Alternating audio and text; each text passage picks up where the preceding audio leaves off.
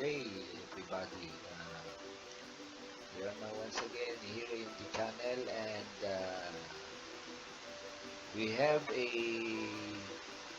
special topic today all about leases, sales type lease on the part of the lessor under the financial accounting and reporting part 2. We will be doing some illustrative problems and proper accounting procedures. First of all, we will be giving some highlights and definitions that will be used in the discussion and the solving of this particular transaction. Okay, we would like to just give some points. Now, first of all, we would like to define what is gross investment. Gross investment is what we call the total annual uh, rental payments. Yeah, the gross annual rental payments, the total payments that will be in this case will be collected by the lessor. So this is what we call the gross investment, and in some type it is also included with the residual, no, the absolute residual value. Okay, so that is gross investment. The next one is the net investment. This is just simply uh, defined as the cost of the equipment or the asset to be leased or the subject of the lease. This is the cost, and in some cases it is also included with the initial direct cost paid by the lessor. So that is net investment in the lease. Next one is the unearned interest income. Ano ba yung unearned interest income? So it is just simply defined as the difference between the gross investment and the net investment in the lease. So if we will just deduct the net investment from the gross investment, now as we defined earlier, that is the unearned interest income. And lastly, what is initial direct cost? Ano ba yung initial direct cost? Ang initial direct cost is uh, the expense or the amount or the cost, no, assumed and paid in most cases by the lessor in securing this contract of lease. So in the sales type transaction, in the sales type lease, in most cases this initial direct cost is expense right away. This is just an expense, or it is just sometimes directly charged to the cost of sales. So we will be having this illustrative problem, so we will go on and solve it. So to give you the techniques and the procedures as well as the accounting. So let's do it. Problem 1. Meli Company is a dealer in machinery. On January 1st, 2016, a machinery was leased to another entity with the following provision. Annual rental, payable at the end of the year, as stated here, is 3 million pesos per year, actually. Lease term and useful life of the machinery is 5 years. Cost of machinery, 8 million.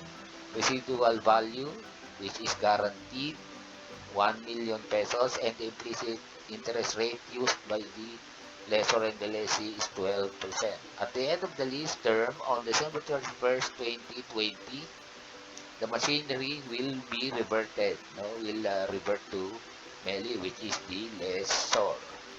Okay, and also Meli incurred initial direct cost of 300,000 in finalizing the lease agreement. So the requirement, prepare the journal entries for the year ending December 31, 2016. So we will be giving you the solutions. Okay, the solutions for problem 1. Let's start with the computation of the gross investment. Okay, the gross investment will be this one, and we will be computing this first, the gross investment. Okay, that is 3 million, no, multiplied by the number of lease coverage, which is 5 years. 3 million multiplied by 5, that is 15 million, and we will also include the guaranteed residual value as what is stated in the problem as 1 million pesos. So total or gross investment is 16 million. Now, to continue with the solution, we need to get the net investment. Okay, the net investment will be computed as the present value of the annual rental, which is 3 million multiplied by 3.60. This is the present value of annuity, no? At 12% for 5 periods.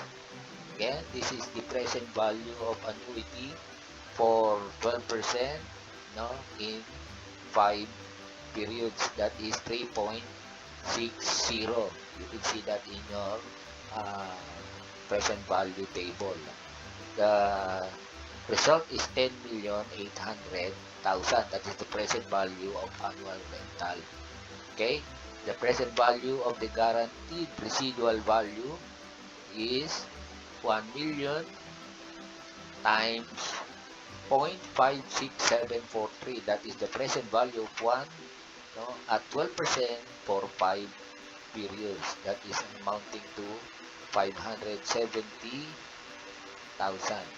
Okay, so that's how to get the present value or the net investment. That is the, in short, that is the present cost of the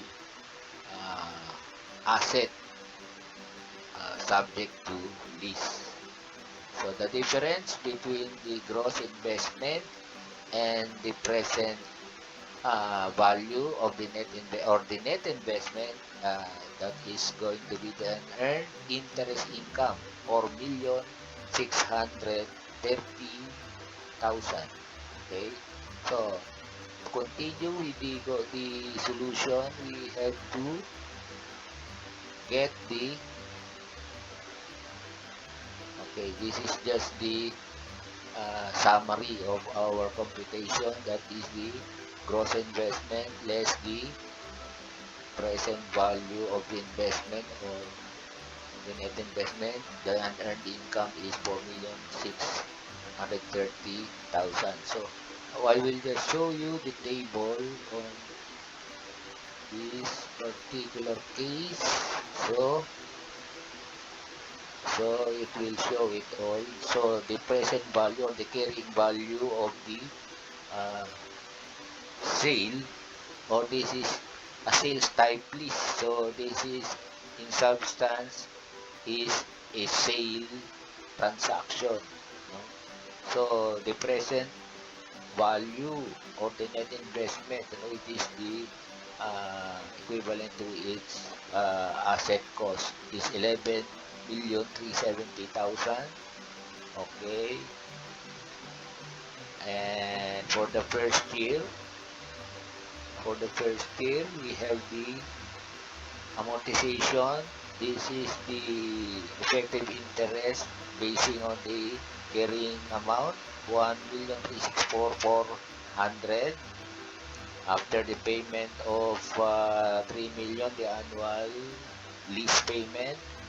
So the amortization will be 1,635,600. So the carrying amount for the first year is 9,734,400,000, and that goes to every single year of the lease coverage.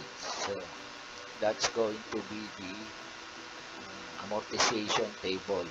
So as you can notice, no, at the end of the amortization table, or at the end of the lease contract, there is still have a 1 million, no, amount of carrying value, no, in the table. That's going to be the residual value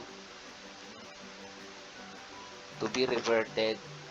That is the guaranteed residual value to be reverted to the lessor. So this is going to be the what we call the amortization table of the lease contract. Okay, so let us go to the journal entries. The journal entries will be on January 1st, the lease receivable debit is 15 million. Sales is 11,370,000, no, as what we have in the tabulation and the computation. And the difference, credit to unearned interest income, 4,630,000 for the January 1 entry. Now, for the first year of the lease contract, on December 31st, the entry is going to be debit to cash, that is the collection of 3 million for the first collection of the lease contract, and credit lease receivable 3 million. And in the amortization, for the amortization of the unearned interest income, debit 1,364,400, and credit interest income 1,364,400, as we uh, see it in the first amortization, first year of the amortization table, 1,364,400. Okay. So we have complied with the requirement of the problem, and that's going to be the answer for problem number 1. Okay, so let us go to problem number 2.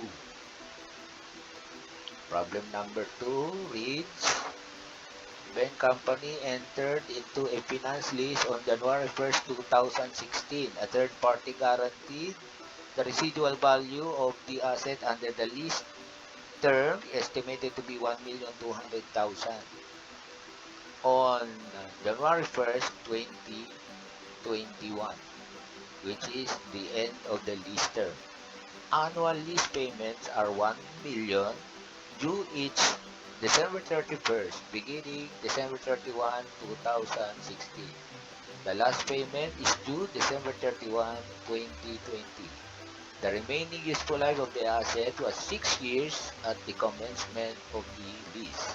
Both the lessor and the lessee use 10% as the interest rate. Requirements: compute for the following: A. Net investment at the commencement date. B. Gross investment at the commencement date. Letter C. Unearned interest at the commencement date. And letter D. Interest income in 2016. Number 2 requirement, record the journal entry to be recorded for the year 2016. Now for the solution and the accounting for problem number 2 goes like this. So the first computation is going to be just the same as the first problem.